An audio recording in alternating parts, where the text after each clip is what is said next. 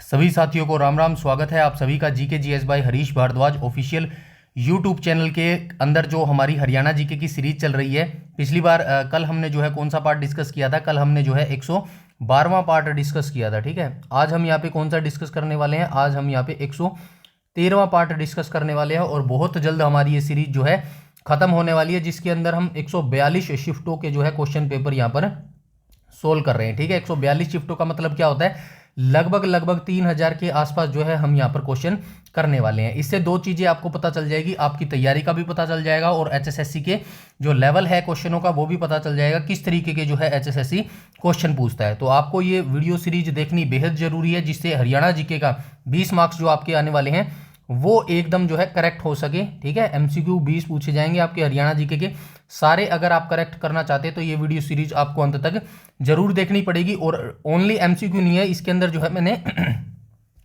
Short explanation को भी add किया है, जो काफी मदद करेगा आपको ये जानने के लिए कि अगर वो आंसर दिया गया है तो क्यों दिया गया है मेरे भाई। ठीक है, तो वीडियो को अंत तक जरूर देखिएगा और वीडियो के एंड में अपना स्कोर जरूर कमेंट किया कीजिए कि ताकि मुझे पता चल सके कि आपकी तैयारी जो है कितनी हो चुकी है मेरे भाई। ठीक है, तो चलिए आज के वीडियो सेशन की हम शुरुआत कर लेते हैं। और एक और मेन चीज, जो हमारी कंप्यूटर की सीरीज स्टार्ट हो रखी है ना, आप सभी जानते हैं कंप्यूटर की जो है क्लास 1 हमारी आ चुकी है और जो क्लास 2 है ना, क्लास 2 वो आज आ जाएगी। कब आएगी? शाम को 7 बजे आ जाएगी। ठीक है, शाम को 7 बजे आ जाएगी। तो इस वीडियो के कमेंट सेक्शन में भी बताइएगा कि जो बच्चे देख रहे हैं कंप्यूटर की सीरीज, वो सीरीज जो है आपको कैसी लग रही है, पहली क्लास आपको कैसी लगी और दूसरी क्लास जो है आज शाम को 7 बजे आएगी मेरे भाई। ठीक है, तो चलिए आज के वीडियो सेशन की हम शुरुआत कर लेते हैं क्वेश्चन नंबर फर्स्ट से।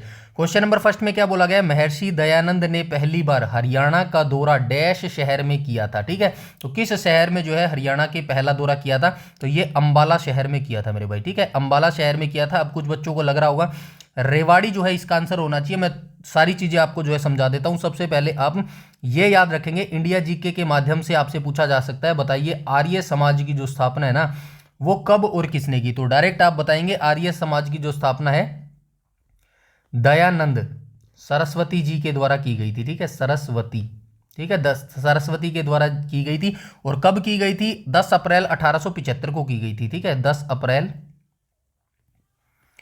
1875 को यह की गई थी। और कहां की गई थी? बंबई में जो है इसकी स्थापना की गई थी। उसके बाद आपसे क्या पूछा जा सकता है कि भाई हरियाणा में प्रथम आगमन कब हुआ था? तो हरियाणा में प्रथम आगमन जो है इनका दयानंद सरस्वती का हरियाणा। ठीक है, हरियाणा प्रथम आगमन। तो हरियाणा में प्रथम आगमन कब हुआ था? तो ये अंबाला में हुआ था। ठीक है, अंबाला में हुआ था। और कब हुआ था? 1878 में आए थे ये पहली बार। ठीक है, 1878 में आए थे।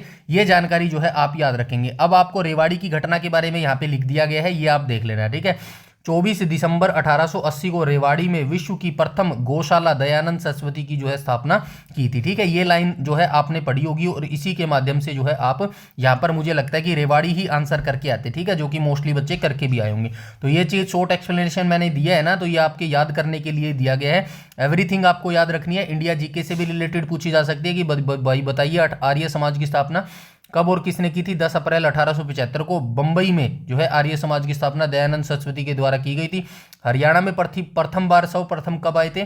तो ये जो है 17 जुलाई 1878 को जो है अंबाला शहर में सबसे पहले आए थे। इसके बाद जो है 24 दिसंबर 1880 को जो है रेवाड़ी में इन्होंने गौशाला की जो है स्थापना की थी। जन्म की बात करूं तो 1824 में टंकारा गुजरात में जो है इनका जन्म हुआ था और बचपन का नाम इनका मूलशंकर होता था।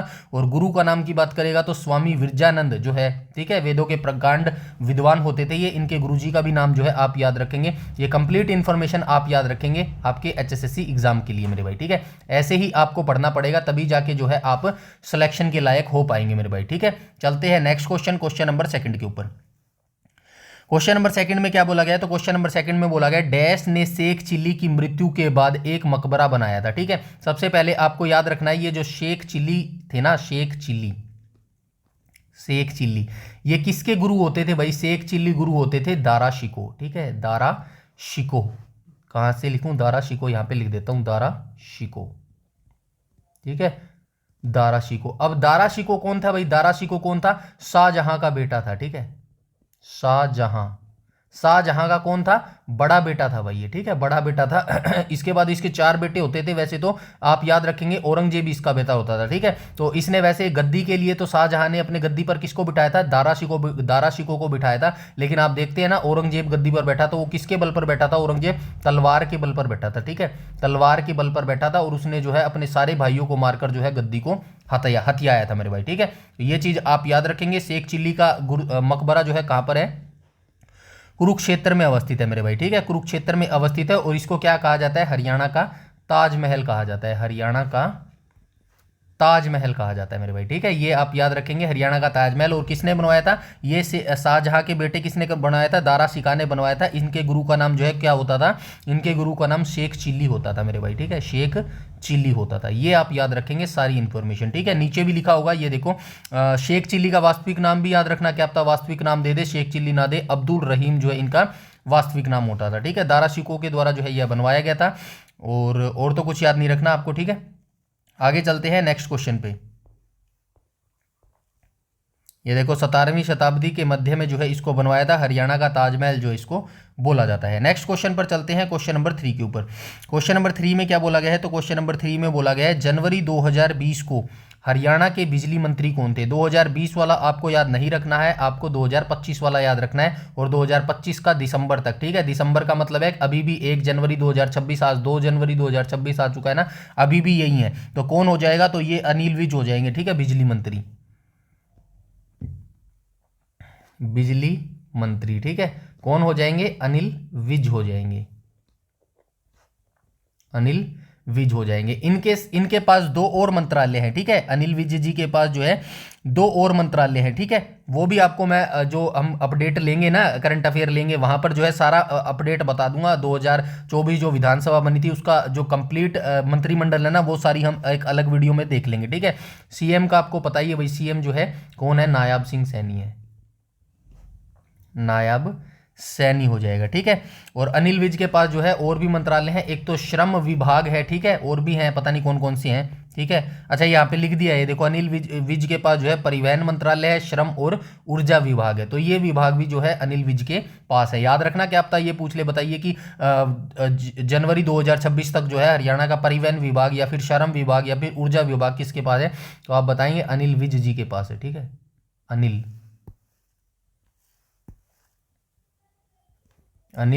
विज जी के पास है, ठीक है। यहां तक बातें क्लियर हुई। नेक्स्ट क्वेश्चन पर चलते हैं, क्वेश्चन नंबर 4 पर। क्वेश्चन नंबर 4 में क्या बोला गया है, तो क्वेश्चन नंबर 4 में बोला गया है हरियाणा के कितने सांसद प्रधानमंत्री के मंत्रिमंडल 2019 में शामिल किए गए थे। इसको आप याद नहीं रखेंगे, वैसे जानकारी के लिए बता दूं, 3 जो है सांसद ये मंत्रिमंडल 2019 में शामिल हुए थे। और वर्तमान आप 2025 वाला याद रखेंगे, अभी 2025 का ही मैं आपको बताऊंगा, क्योंकि 2026 में भी सेम ही है मेरे भाई, ठीक है। चलो 26 कर लो यार, कुछ बच्चे जो है उलझ जाते हैं बाद में, ठीक है, 26 कर लो, ठीक है। 2024 में ये मंत्रिमंडल बना था, विधानसभा मंत्रिमंडल, इसमें भी जो है 3 मंत्री शामिल हुए हैं, ठीक है। कौन कौन से हुए हैं नीचे देख लो। 1 जनवरी 2026 तक की स्थिति की बात करूं तो मनोहर लाल खट्टर ये कैबिनेट मंत्री बने हैं, ऊर्जा और शहरी मामले, ठीक है। राव इंद्रजीत सिंह बने हैं, अच्छा ये 2000, अच्छा विधानसभा चुनाव, राव इंद्रजीत राज्य मंत्री स्वतंत्र प्रभार, और कृष्ण पाल गुर्जर राज्य मंत्री, ये 3 बने हैं भाई, ठीक है। 2024 में वर्तमान में 3 ही बने हैं, 2019 में भी 3 बने थे ना, तो 2024 विधानसभा में भी ये 3 बने हैं, बस नाम आप याद रखना। पहले मनोहर लाल खट्टर ये कैबिनेट मंत्री, ठीक है, राव इंद्रजीत ये राज्य मंत्री स्वतंत्र प्रभार, और कृष्ण लाल गुर्जर ये राज्य मंत्री बने, ठीक है। ये चीज आप याद रखेंगे। उसके बाद विधानसभा 2024 के परिणाम बहुत बार बता चुका हूँ, कुल 90 सीटें हैं। बीजेपी को 48 सीटें मिली हैं, कांग्रेस को 37 सीटें मिली हैं, INLD को 2 मिली है, अन्य निर्दलीयों को 2 मिली है, और INLD कहाँ पे गया, अच्छा इनेलो है ना ये, अच्छा जेजेपी आएगा, सच्ची मैं भी कहाँ दिमाग जा रहा है यार, जेजेपी आएगा यहाँ पे, ये जरूर याद रखना जेजेपी। और आपको यहाँ पर कितनी सीटें मिली है, आपको यहाँ पर 0 सीटें मिली है, ठीक है। ये इंपॉर्टेंट 0 है, इसको ये पूछा जा सकता है मेरे भाई, क्योंकि क्यों पूछा जा सकता है, क्योंकि जेजेपी को 2019 में 10 सीटें मिली थी, और इसी के दम पर जो है इनको मुख्यमंत्री उप मुख्यमंत्री जो है बनाया गया था मेरे भाई, ठीक है। ये चीज आप याद रखेंगे। इसके बाद हम चलते हैं आगे जो है नई सरकार का गठन आप सभी जानते हैं 17 अक्टूबर 2024, ये लाइन जरूर याद रखना, इसीलिए मैंने यहाँ पर लिखी है, ठीक है। डायरेक्ट पूछा जाएगा, बताइए किस तिथि को जो है नई सरकार का गठन किया गया था। ये पिछली बार भी क्वेश्चन पूछा गया था सेम ऐसा ही, ठीक है, इसीलिए लिखिए, याद रखना, ठीक है। नेक्स्ट क्वेश्चन पर चलते हैं, क्वेश्चन नंबर 5 पर। क्वेश्चन नंबर 5 में क्या बोला गया, 5 में बोला गया किसे गरीबों और किसानों के मसीहा के रूप में जो है लोकप्रियता मिली है। तो आप सभी जानते हैं छोटू राम को जो है ये मिली है, उपलब्धि मिली है, ठीक है। छोटू राम को जो है किसानों के मसीहा के रूप में जो है लोकप्रियता प्राप्त हुई है, ठीक है। छोटू राम की बात करूं तो इनका जन्म कब हुआ था, तो इनका जन्म जो है वो रोहतक में हुआ था, ठीक है। रोहतक में कहां पर हुआ था, गढ़ी सांपला में इनका जन्म हुआ था, ठीक है। गढ़ी सांपला में जन्म हुआ था। कब जन्म हुआ था, 1841 में इनका जन्म हुआ था, ठीक है। 1841 में जो है इनका, 1841 क्या लिख दिया, 1881 आएगा मेरे भाई, ठीक है। 1881 में जो है इनका जन्म हुआ था। ये चीजें आप याद रखेंगे। उसके बाद बचपन का नाम की बात करेगा तो रिचपाल इनके बचपन का नाम होता था, ठीक है। और क्या याद रखेंगे, यूनियनिस्ट पार्टी, यूनियनिस्ट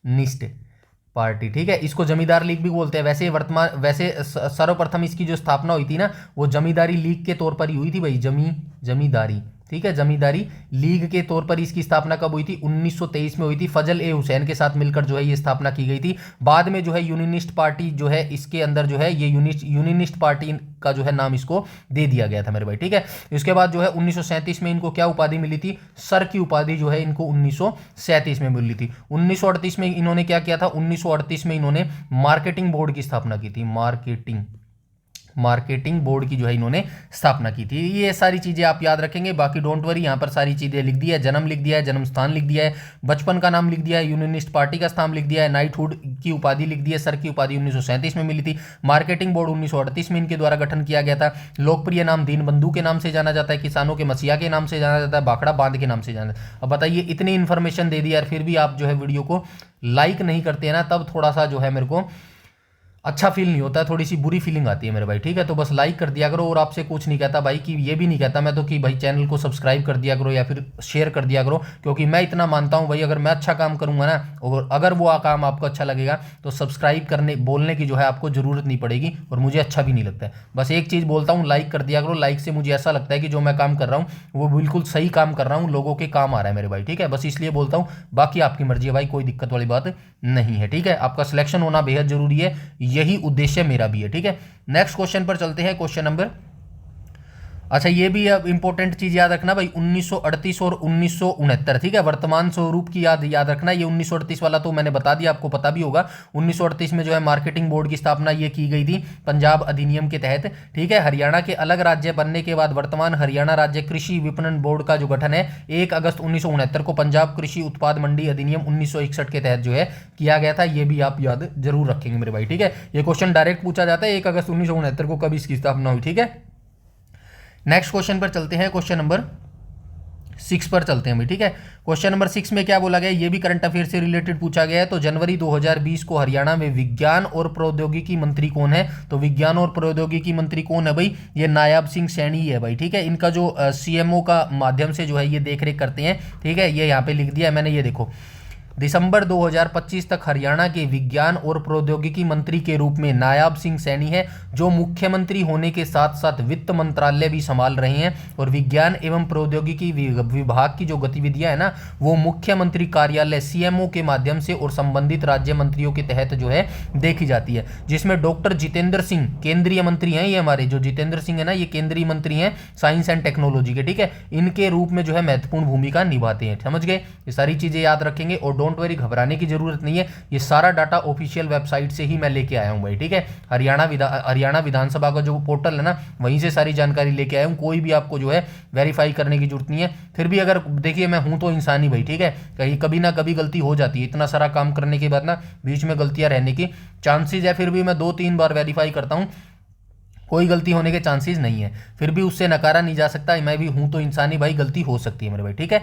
तो बाकी चलते हैं नेक्स्ट क्वेश्चन, क्वेश्चन नंबर 7 पर। क्वेश्चन नंबर 7 में क्या बोला गया, क्वेश्चन नंबर 7 में बोला गया जनवरी 2020 को हरियाणा का मुख्य निर्वाचन अधिकारी कौन था। तो 2020 की बात नहीं करेंगे, 2026 की बात कर लो। तो 2026 में कौन है, तो ये ए श्रीनिवास हो जाएंगे मेरे भाई, ठीक है। ए श्रीनिवास कैसे लिखेंगे, श्रीनिवास, ठीक है, श्रीनिवास हो जाएगा, ठीक है। वहीं अगर भारत के कॉन्टेक्स्ट में पूछेगा कि भाई भारत में कौन है, तो भारत का ज्ञानेश हो जाएंगे, ठीक है, ज्ञानेश कुमार हो जाएगा, ज्ञानेश कुमार हो जाएंगे, ठीक है। समझ गए सारी चीजें। यहां पे हरियाणा लिख देता हूं, हरियाणा, ठीक है। 2026 वाला भूल जाना आप, ठीक है। तो यहाँ पे लिख भी दिया गया, भारत के मुख्य निर्वाचन आयुक्त कौन है, ज्ञानेश कुमार हैं, और 26वें मुख्य निर्वाचन आयुक्त है। और हरियाणा के मुख्य निर्वाचन आयुक्त की बात करूँ तो श्री ए निवास हरियाणा के मुख्य निर्वाचन अधिकारी के पद पर जो है ये कार्यरत है मेरे भाई, ठीक है। यहाँ तक बातें समझ आई सारी। चलते हैं नेक्स्ट क्वेश्चन, क्वेश्चन नंबर 8 पर। क्वेश्चन नंबर 8 में क्या बोला गया, हरियाणा का पहला हिंदी साहित्यकार किसे माना जाता है, तो ये किसे माना जाता है, चौरंगी नाथ को जो है माना जाता है, ठीक है। चौरंगी नाथ को माना जाता है। इनको नाथ संप्रदाय का जो है संस्थापक भी माना जाता है, ठीक है। नाथ संप्रदाय, ठीक है, नाथ संप्रदाय का जो है संस्थापक इनको माना जाता है मेरे भाई, ठीक है। यहाँ पे लिख भी दिया गया हुआ है, देखो, हिंदी साहित्य में योगदान, नाथ संप्रदाय के प्रमुख संतों में से एक सिद्ध चौरंगी नाथ, जिन्हें पूर्ण भगत के नाम से भी जाना जाता है, ने पारंपरिक में हिंदी रचनाएं लिखी है। उनकी रचनाओं में प्राण सांगली या फिर कई जगह आपको क्या देखने को मिलेगा, सांखली देखने को मिलेगा, ठीक है। सांखली विशेष रूप से उल्लेखनीय है। चौरंगी नाथ को हरियाणा के प्रथम हिंदी साहित्यकार के रूप में जो है मान्यता दी गई है मेरे भाई, ठीक है। सारी चीजें आप ऐसे ही याद रखेंगे। नेक्स्ट क्वेश्चन पर चलते हैं, क्वेश्चन नंबर 9 पर। क्वेश्चन नंबर 9 में क्या बोला गया है, 9 में बोला गया हरियाणा से प्रकाशित पहला राष्ट्रीय समाचार पत्र। तो राष्ट्रीय समाचार की बात करेगा तो हरियाणा जो है हरिभूमि आ जाएगा। और ये कब स्थापित किया गया था, तो ये सितंबर 1996 में स्थापित किया गया था, ठीक है। सितंबर 1996 में इसको स्थापित किया गया था। किसने इसकी स्थापना की थी, तो कैप्टन अभिमन्यु के द्वारा इसकी स्थापना की गई थी मेरे भाई, ठीक है। कैप्टन अभिमन्यु के द्वारा जो है इसकी स्थापना की गई थी मेरे भाई, ठीक है। क्वेश्चन नंबर 9 का राइट ऑप्शन नंबर बी हो जाएगा। यहां से जो है आप पढ़ लीजिएगा शॉर्ट एक्सप्लेनेशन, ठीक है। और इसकी शुरुआत रोहतक जिले से हुई थी, ये भी आप याद रखना। नेक्स्ट क्वेश्चन चलते हैं क्वेश्चन नंबर 10 पर। 10 में क्या बोला गया, कौन हरियाणा के पहले सूफी संत थे, तो हरियाणा के पहले सूफी संत भी आप याद रखेंगे, ठीक है। हरियाणा के पहले, और आप भारत के भी याद रखेंगे, ठीक है। इंडिया जीके के रिगार्डिंग जो है आपसे ये पूछा जा सकता है। भारत के पहले कौन हो जाएंगे, तो भारत के पहले होने जाएंगे मोइनुद्दीन चिश्ती, शेख मोइनुद्दीन चिश्ती हो जाएगा, ठीक है। शेख मोइनुद्दीन चिश्ती हो जाएगा मेरे भाई, ठीक है। ये आप याद रखेंगे। और हरियाणा के कॉन्टेस्ट में पूछेगा तो क्या हो जाएगा, शेख मोहम्मद तुर्क हो जाएगा मेरे भाई, ठीक है। ये चीजें आप याद रखेंगे। नेक्स्ट क्वेश्चन पर चलते हैं, क्वेश्चन नंबर 11 पर। क्वेश्चन नंबर 11 में क्या बोला गया है, तो क्वेश्चन नंबर 11 में बोला गया जैन काव्य में हरियाणा भाषा का प्रयोग करने वाले पहले साहित्यकार कौन थे, तो ये कौन हो जाएगा, श्रीधर अग्रवाल हो जाएगा, ठीक है। अग्रवाल, कई जगह आपको इनको अग्रवाल नाम देखने को मिलेगा और कई जगह जो है आपको अपरवाल देखने को मिलेगा, तो दोनों चीजें आप याद रखेंगे। ऑप्शन नंबर बी यहां पर बिल्कुल जो है करेक्ट हो जाएगा मेरे भाई, ठीक है। नेक्स्ट क्वेश्चन पर चलते हैं, क्वेश्चन नंबर 12 पर। अब क्वेश्चन नंबर 12 काफी इंपॉर्टेंट है, डिटेल से ये सारी चीजें मैं आपको यहां पर बताने वाला हूं। हरियाणा के किस हवाई अड्डे का उपयोग राजीव गांधी नेशनल सेंटर द्वारा जो है एरो स्पोर्ट्स के लिए किया जाता है, तो सबसे पहले आप क्या याद रखेंगे, सबसे पहले आप याद रखेंगे हरियाणा में कितने हवाई अड्डे हैं, 7 हवाई अड्डे हैं भाई, ठीक है। ये 7 हवाई अड्डे आपको सारे याद रखने हैं। चलिए नीचे मैं आपको दिखा देता हूं, यहाँ पे ये देखो, Rajiv Gandhi national centre for aero sports द्वारा एरो स्पोर्ट्स गतिविधियों के लिए नारनौल एयरपोर्ट का जो है उपयोग किया जाता है। तो नारनौल कहाँ गया, ऑप्शन नंबर डी यहाँ पर जो है बिल्कुल करेक्ट हो जाएगा, ठीक है। तो याद रखना 7 हैं हरियाणा में कुल हवाई अड्डे, 5 वैसे हैं और 2 जो है सैनिक हवाई अड्डे, ठीक है। इनके नाम भी हम जो है नेक्स्ट वीडियो में देखने वाले हैं, ठीक है। और इसकी स्थापना भी याद रखना, इसकी स्थापना कब की गई थी, Rajiv Gandhi national centre for aero sports का उद्घाटन जो है 31 जनवरी 2010 को नारनौल के समीप बाछोड़ हवाई पट्टी पर जो है इसका उद्घाटन किया गया था, ठीक है। तो ये जो है डेट भी आप याद रखेंगे और इसकी जो लोकेशन है वो भी याद रखेंगे, बाछोड़ हवाई पट्टा, माफ कीजिएगा, बाछोड़ हवाई पट्टी नारनौल पर जो है ये अवस्थित है मेरे भाई, ठीक है। यहां तक सारी चीजें समझ गए। नेक्स्ट क्वेश्चन पर चलते हैं, क्वेश्चन नंबर 13 पर। लो जी आ ही गया, हरियाणा में कितने हवाई अड्डे हैं, तो यहाँ पे जो है हवाई अड्डे 7 हो जाएंगे, ठीक है। ऑप्शन नंबर बी हो जाएगा। कैसे हो जाएगा, चलिए एक एक करके हम देख लेते हैं। यहाँ पे देखो, हरियाणा नागरिक उड्डयन विभाग की स्थापना राज्य के गठन के साथ ही 1 नवंबर 1966 को की गई थी। हवाई अड्डों की कुल संख्या और वर्गीकरण की बात करेगा तो हरियाणा में कुल 7 प्रमुख हवाई ठिकाने हैं जिन्हें 2 श्रेणियों में बांटा गया है। तो 2 श्रेणियां कौन सी है, नागरिक हवाई अड्डे पट्टियां कुल कितनी है, 5 हैं। हिसार हवाई अड्डा, यह हरियाणा का एकमात्र लाइसेंस प्राप्त सार्वजनिक हवाई अड्डा है। अब महाराजा अग्रसेन अंतर्राष्ट्रीय हवाई अड्डा के रूप में इसको जाना जाता है, ठीक है। करनाल हवाई पट्टी की बात करेगा तो यह नागरिक उड्डानों और प्रशिक्षणों के लिए उपयोग होती है। पिंजौर हवाई पट्टी की बात करेगा तो पंचकुला जिले में स्थित है। भिवानी हवाई पट्टी की बात करेगा तो महत्वपूर्ण नागरिक हवाई पट्टी है। नारनौल हवाई पट्टी की बात करेगा तो बाछोड़ में स्थित है और एरो स्पोर्ट्स के लिए इसकी जो है प्रसिद्धि है मेरे भाई, ठीक है। उसके बाद 5 ऊपर देख लिया हमने, 2 रक्षा हवाई पट्टी है, ठीक है। अंबाला में है पहली और दूसरी सिरसा के अंदर है, इनको आप याद रखेंगे। हिक्का की बात करेगा तो हिक्का क्या है, हरियाणा नागरिक उड्डयन संस्थान है। राज्य में पायलट प्रशिक्षण के बारे में बात करेगा तो मुख्य केंद्र कहां पर है, करनाल और पिंजौर में स्थित है। हिसार में भी प्रशिक्षण गतिविधियां जो है संचालित होती हैं। एवरीथिंग चीजें जो है आप याद रखेंगे, ठीक है। समझ गए सारे के सारे, आराम से बैठ के पढ़ लेना, पीडीएफ बिल्कुल फ्री है, टेलीग्राम चैनल ज्वाइन कर लेना, कुछ भी पैसा आपका नहीं लगने वाला, ठीक है। मैं नहीं चाहता कि आपको कोई भी पैसा किसी चीज़ के लिए देना पड़े, ठीक है। सारी चीज़ बिल्कुल फ्री कर दी है भाई, बस आपको डाउनलोड करनी है और पढ़ना है। मेन चीज़ आपका क्या है, सिर्फ आपको क्या करनी है, मेन चीज़ है भाई आपको पढ़ाई करनी है और कुछ भी नहीं करनी। और अब आपके पास उल्टी गिनती आपकी शुरू होगी है, जैसे कि मैंने आपको बताया था, नोटिफिकेशन के बाद आपकी उल्टी गिनती शुरू हो जाएगी। मैक्सिमम आपके मास मान के चलिएगा, मैक्सिमम की बात कर रहा हूँ, 3 मंथ है आपके पास, ठीक है। मैक्सिमम की ये बात कर रहा हूँ, इससे ज़्यादा नहीं है। अगर इससे ज़्यादा आपको टाइम मिल जाता है ना तो वो आपका बोनस पॉइंट होएगा। मेरा ऐसा मानना है कि मार्च के एंड में आपका रिटर्न एग्जामिनेशन हरियाणा पुलिस का डेफिनेटली ले लिया जाएगा मेरे भाई, ठीक है। तो मिनिमम टारगेट ही मान के चलो, तभी जो है आप सीरियसली हो पाएंगे। और 8-10 घंटा या फिर इससे भी ज़्यादा पढ़ सकते हो ना, तो सच बताऊं तो लगा दीजिएगा इस 2026 में, ठीक है। क्योंकि बाद में पछतावा नहीं होना चाहिए, क्योंकि इसमें जो बच्चे की लास्ट एज बनी हुई है ना, क्योंकि बहुत सारे बच्चे जो है ये लास्ट भर्ती है उनकी, अगर इसमें ना हुआ ना तो भाई जिंदगी में सिर्फ पछतावा मिल जाएगा। क्योंकि स्पेशली उन बच्चों के लिए बोल रहा हूँ जो 55 वाले मार्क्स वाले बच्चे होते हैं ना, उनका नाम सिर्फ भाई हरियाणा पुलिस में ही आ सकता है अगर आपकी एज है। क्योंकि फिर नेक्स्ट टारगेट क्या रह जाएगा, फिर आपको 70+ लाने ही पड़ेंगे अगर आप सीईटी की और भर्तियों में जो है कंपटीशन करना चाहते हैं। तो ये देख लेना, एक 55 का टारगेट है और एक 70 का टारगेट है। तो ये 70 वाले टारगेट में आपको जी जान और दबा के लगानी पड़ेगी, इस पे मत जाओ। अगर 55 में अगर आपका लास्ट चांस है ना ये, तो इसको लास्ट चांस मान के ही तैयारी करो। जैसे वो मिल्खा सिंह में नहीं कहता, फिल्म में वो कहता है कि मिल्खा सिंह आपकी ये जिंदगी की लास्ट दौड़ हो सकती है, तो आप भी भाई यही मान के चलो ये लास्ट दौड़ हरियाणा पुलिस की आपकी हो सकती है। तो फिर आपको अपने माइंड में यही कहना है खुद से, दौड़ूंगा भी मेरे भाई वैसे ही, यानी कि तैयारी भी वैसे ही करूंगा मेरे भाई, ठीक है। समझ गए, चलते हैं नेक्स्ट क्वेश्चन, क्वेश्चन नंबर 14 पर मेरे भाई, ठीक है। चलिए 14 को देख लेते हैं। 14 में क्या यहाँ पे लिखा गया है, डैश नदी का उद्गम शिवालिक की मोरनी पहाड़ियों से होता है, ठीक है। ये क्वेश्चन थोड़ा सा जो है ट्रिकी क्वेश्चन है, थोड़ा सा उलझाने वाला क्वेश्चन है एचएसएससी का, बट आई नो आप मुझसे ज़्यादा इंटेलिजेंट है। आप इस क्वेश्चन में क्या ध्यान देंगे, मोरनी की पहाड़ियों को ध्यान देंगे। शिवालिक पे ध्यान दिया ना तो क्वेश्चन का आंसर जो है वो बदल जाएगा, क्योंकि घग्गर की जो नदी है ना, ये कहाँ से निकलती है, हिमाचल प्रदेश के शिवालिक पहाड़ियों से ही निकलती है मेरे भाई, ठीक है।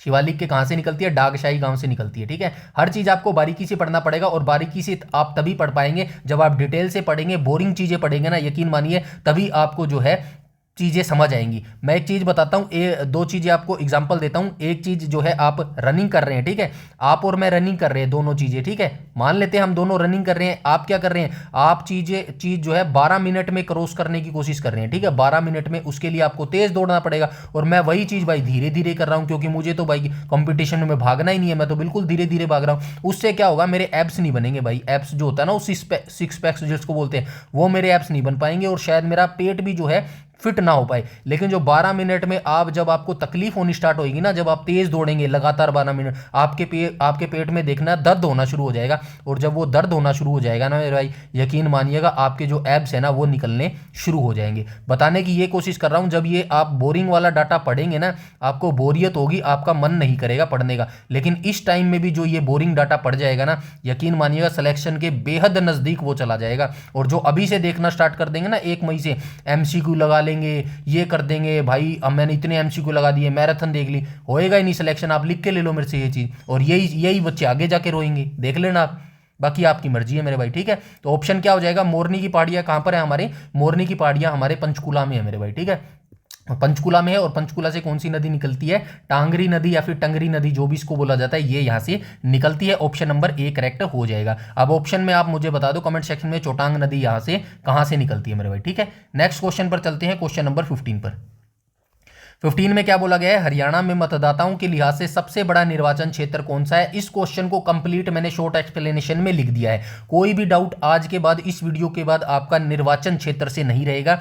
ऑप्शन इसका ए होएगा, कैसे होएगा ये आपको बता देता हूं। सारी चीजें बिल्कुल ऑथेंटिक है। कहां से लेके आया हूं, हरियाणा जो इलेक्शन पोर्टल है ना, डिपार्टमेंट है, वहां से लिख के लेके आया हूं। सारी चीजें आपको याद करनी पड़ेंगी, ताकि कोई भी डाउट आपका ना रहे, गलती होने के चांस ना उठे, ठीक है।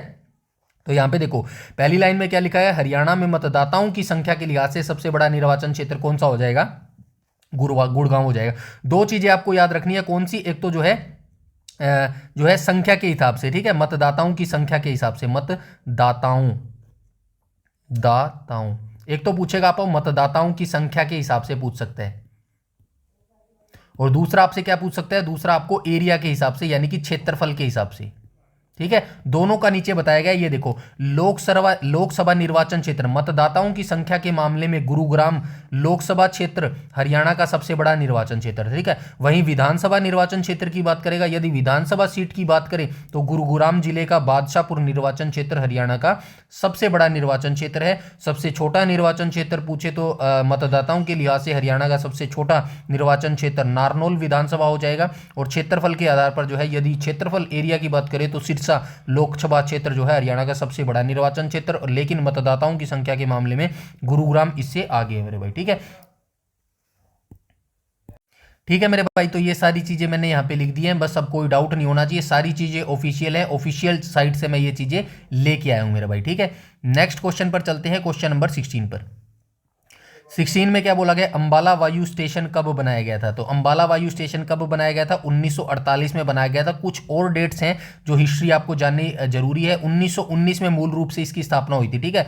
मूल स्थापना जो है इसकी 1919 में हुई थी। 1 अप्रैल 1938 को पहला समर्पित IAF स्टेशन मुख्यालय, इस दिन यह आधिकारिक तौर पर एक समर्पित भारतीय वायु स्टेशन इंडियन एयरफोर्स जो है स्टेशन मुख्यालय बना था, ठीक है। 1947 सिर्फ हस्तांतरण हुआ था, क्योंकि भारत और पाकिस्तान 1947 भी दिया गया है, देखो यहाँ पे, ठीक है, दोनों ईयर दिया गया है। लेकिन 1948 को ही सही क्यों माना है, क्योंकि 1947 में भारत और पाकिस्तान जब अलग हुए थे ना, उस समय सिर्फ ये जो है हस्तांतरण हुआ था, ठीक है, ऑफिशियल नहीं हुआ था। 1948 में पुनर्गठन और FIS का गठन, इस वर्ष स्टेशन का पूर्ण सैन्य पुनर्गठन हुआ और फ्लाइंग इंस्ट्रक्शन स्कूल जो है जैसी महत्वपूर्ण इकाइयां यहाँ स्थापित की गई, इसीलिए जो है 1948 को यहाँ पर बिल्कुल करेक्ट माना है मेरे भाई, ठीक है। समझ गए सारी चीजें। चलिए नेक्स्ट क्वेश्चन पर चलते हैं, क्वेश्चन नंबर 17 पर। क्वेश्चन नंबर 17 में क्या बोला गया है, तो क्वेश्चन नंबर 17 में बोला गया है 1923 में जमींदारी लीग की स्थापना किसने की थी। ऊपर मैं इसके बारे में बता चुका हूँ, कहाँ पे गए, छोटू राम जी, ठीक है। बचपन का नाम रिचपाल होता था, गढ़ी सापला रोहतक में इनका जन्म हुआ था, 1881 में इनका जन्म हुआ था, ठीक है। मार्केटिंग बोर्ड की 1938 में स्थापना की थी। सारी चीजें मैं ऊपर बता चुका हूँ मेरे भाई, ठीक है। नेक्स्ट क्वेश्चन पर चलते हैं, क्वेश्चन नंबर 18 पर। कौन सा वन्य जीव अभ्यारण्य हरियाणा के रेवाड़ी जिले में है, तो नाहर हो जाएगा, ठीक है। ऑप्शन नंबर डी यहाँ पर करेक्ट हो जाएगा। भिंडावास और खप्परवास कहाँ पर है, भिंडावास और खप्परवास जो है झज्जर में हो जाएंगे, ठीक है, झज्जर में हो जाएगा। कलेसर कहाँ पर है आपको पता है, यमुना, ठीक है, यमुना नगर में हो जाएगा, ठीक है। आई होप ये सारी चीजें आपको पता होगी। उसके बाद हम चलते हैं आगे। क्वेश्चन नंबर 19 में बोला गया हरियाणा सरकार ने अपनी वन नीति किस वर्ष में तैयार की थी, 2006 में की थी। ऑप्शन नंबर सी यहाँ पर करेक्ट हो जाएगा। तैयार करने का वर्ष जो है, हरियाणा सरकार के वन विभाग ने आधिकारिक तौर पर 2006 में अपनी पहली व्यापक राज्य वन नीति शुरुआत की थी, और लक्ष्य कितना रखा था, 20% हिस्से को वन और वृक्ष आच्छादित क्षेत्र के अंतर्गत लाना था मेरे भाई, ठीक है। चलते हैं लास्ट क्वेश्चन आज का, क्वेश्चन नंबर 20। क्षेत्रफल की दृष्टि से हरियाणा का सबसे बड़ा वन्यजीव अभ्यारण्य कौन सा हो जाएगा। तो आप दो में कंफ्यूज होंगे, कलेसर और अबूब शहर में, ठीक है। तो ऑफिशियल डेटा के हिसाब से बता रहा हूं, हरियाणा फॉरेस्ट डिपार्टमेंट की ऑफिशियल डेटा मैं लेके आया हूं, वहीं से मैं आपको बता रहा हूं। HSSC ने जो है क्या है, इसका राइट आंसर अबूब शहर हो जाएगा मेरे भाई, ठीक है। अबूब शहर वन्य जीव अभ्यारण्य जो है बिल्कुल करेक्ट हो जाएगा। सबसे बड़ा वन्य जीव अभ्यारण्य अबूब शहर सिरसा में अवस्थित है। इसका हेक्टेयर देख लेना, 11,530 हेक्टेयर है। सबसे छोटा वन्य जीव अभ्यारण्य पूछे तो छिलछिला कुरुक्षेत्र में हो जाएगा, 28.9 हेक्टेयर हो जाएगा। सबसे बड़ा राष्ट्रीय उद्यान की बात करेगा, नेशनल पार्क, तो कलेसर यमुनानगर हो जाएगा, 4,682 हेक्टेयर। और रामसर साइट हरियाणा में 2 है, सुल्तानपुर और भिंडावास, ठीक है। सुल्तानपुर गुरुग्राम में हो जाएगी, भिंडावास जो है कपरवास में हो जाएगी। दोनों को कब दर्जा मिला था, 2021 में जो है दोनों को दर्जा मिला था। कुल वन्य जीव हरियाणा में 8 वन्य जीव अभ्यारण्य है, सारा डाटा यहां पे लिख दिया, ठीक है। 8 के 8 वन्य जीव, अच्छा नेशनल पार्क भी लिख दिया ना, ये देखो सारा डाटा मैंने यहीं पे लिख दिया, कहीं पर आपको जाने की जरूरत नहीं है। ये हरियाणा के जो राष्ट्रीय उद्यान है, कलेसर राष्ट्रीय उद्यान, सुल्तानपुर राष्ट्रीय उद्यान, इनका जो है आप जो है लोकेशन भी याद रखेंगे, ठीक है, और इनका क्षेत्रफल भी याद रखेंगे, ठीक है। ऐसे ही मैंने 8 वन्यजीव अभ्यारण्य यहाँ पे लिख दिए हैं, सभी के आप लोकेशन भी याद रखेंगे, सभी का आप हेक्टेयर भी याद रखेंगे, ठीक है। अगर आप बिल्कुल भी रिस्क नहीं लेना चाहते ना 2026 में, तो याद रखना पड़ेगा मेरे भाई, ठीक है। उसके बाद जो है यहाँ पे 2 रिजर्व भी दिए मैंने, ये देखो हरियाणा के संरक्षण रिजर्व जो कंजर्वेशन रिजर्व है उनको ही मैंने बता दिया। सरस्वती वन्यजीव अभ्यारण्य कहाँ पर है, कैथल और कुरुक्षेत्र के क्षेत्रफल में अवस्थित है। क्षेत्रफल इसका 444 2252 हो जाएगा, ठीक है। उसके बाद बीरबारा वन संरक्षण वन जींद में है और इसका 419.26 हेक्टेयर हो जाएगा मेरे भाई, ठीक है। तो ये सारी चीज़ें जो है आप ऐसे ही कवर करके रखेंगे, ठीक है। बाकी कोई भी आपका डाउट, क्वेरी, सजेशन है तो आप कमेंट सेक्शन में जरूर बता दीजिएगा, ठीक है। और आज हमारा जो है कंप्यूटर का सेकंड पार्ट आएगा शाम को 7 बजे, ठीक है। उसको देखना मत भूलिएगा और बस वीडियो को ज़्यादा से ज़्यादा लाइक कर देना मेरे भाई, और कुछ नहीं चाहिए आपसे, ठीक है। बस आप अपनी तैयारी करते रहें और सभी की पीडीएफ जो है आपको टेलीग्राम पर मिल जाएगी, जिसका लिंक आपको वीडियो के डिस्क्रिप्शन में मिल जाएगा मेरे भाई, ठीक है। फ्री की जो है वैल्यू नहीं समझते लोग, वो मैं भी समझता हूँ, बट यकीन मानिएगा जो बंदा ये सीरीज देख लेगा ना अंत तक वीडियो अपने रिटर्न एग्जामिनेशन, तो डेफिनेटली उसको फल भी जरूर मिलेगा। ऐसा नहीं है, मैं ये ठोक के कह सकता हूँ, ये जो वीडियो सीरीज आप फ्री में देख रहे हो ना, इसका नुकसान कुछ भी नहीं होने वाला आपको, ठीक है। डेफिनेटली एक या दो शब्द, चाहे एक ही शब्द सीखोगे जरूर, गलत नहीं जाएगा मेरे भाई, समझ रहे बात। तो अपनी तैयारी में जी जान लगा दो। 2026 में सिलेक्शन लेना इतना आसान नहीं है जितना यूट्यूब पर फालतू की बातें चल रही है ना, उन पे ध्यान दोगे तो बिल्कुल भी आपका सिलेक्शन नहीं हो पाएगा मेरे भाई, सच्चाई बता रहा हूँ आपको। चीज़ों में से पॉजिटिव लेने की चीज़ें सोचिए, यकीन मानिएगा किसी एक इंसान के पास सारी चीज़ें नहीं है, और नहीं है ये सच्चाई है। कोई एक बंदा जो है सारी चीज़ नहीं जानता है, और अगर कोई बंदा ऐसा है ना जो कहता है कि मैं सारी चीज़ जानता हूँ, तो मेरे भाई वो सरासर झूठ बोल रहा है। हर बंदे से आपको छोटी छोटी चीज़ें सीखनी पड़ेंगी, हर बंदे से हर चीज़ आपको निकालनी पड़ेगी। मैं नहीं कहता कि गलत बंदे की मत सुनो, बिल्कुल सुनो, लेकिन हर बंदे के अंदर अच्छाई भी होती है, बुराई भी होती है। तो बुरे बंदे से भी जो अच्छाई है ना वो चीज़ आप निकाल लो, और जब चीज़ आप ऐसा फिल्टर करना स्टार्ट कर दोगे ना, यकीन मानिएगा ऑटोमेटिकली आप बहुत अच्छे इंसान बन जाएंगे। समझ गए मेरी बात, ठीक है। तो अपनी तैयारी करते रहो, और नहीं बोलूंगा, डोंट वरी, सब्सक्राइब करने के लिए नहीं बोलूंगा मेरे भाई, ठीक है। मुझे पता है, मुझे विश्वास है मेरे कंटेंट पे जो मैं दे रहा हूं ना बहुत ही वैल्यूएबल डाटा है, और यूट्यूब पर ये चीज़ ऐसी सीक्वेंस वाइज आपको मिलेगी भी नहीं मेरे भाई, ठीक है। बड़ाई नहीं कर रहा, बस सच्चाई बता रहा हूँ आपको। जितनी जल्दी आप सच्चाई से अवगत हो जाएंगे ना, उतनी जल्दी जो है आप भ्रम से निकल जाएंगे, और भ्रम से निकलेंगे ना तभी आप सिलेक्शन के नज़दीक जा पाएंगे मेरे भाई, ठीक है।